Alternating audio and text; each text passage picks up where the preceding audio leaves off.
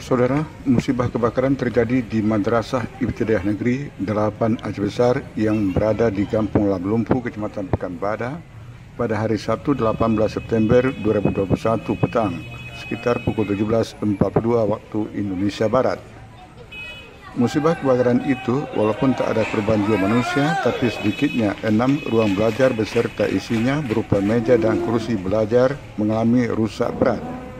Kepala Pelaksana BPBD Aceh Besar Farhan Api melalui operator Pusdar OPB Maswani membenarkan ada terjadi musibah kebakaran tersebut. Petugas Damkar BPBD Aceh Besar Pos Pekanbadak menerima informasi tentang adanya kebakaran gedung sekolah tersebut.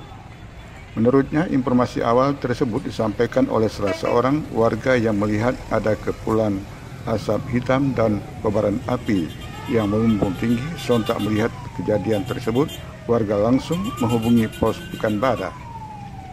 Setelah menerima informasi, petugas langsung bergerak ke lokasi kejadian dan berkoordinasi dengan Pos Induk Sibreh untuk membackup melakukan penanganan kebakaran.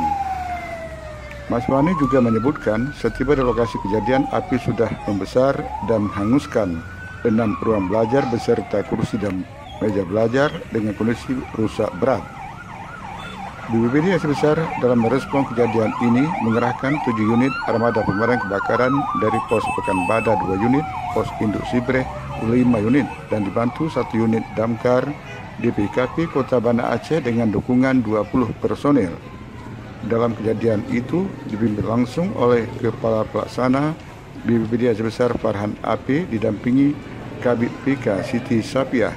Setiba petugas di lokasi kejadian, api sudah membesar.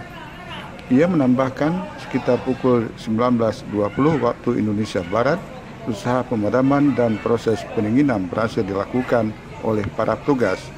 Untuk penyebab kejadian kebakaran sudah dalam penanganan pihak berwajib Polsek Pekanbadak. Tim Liputan Dinamika Aceh melaporkan.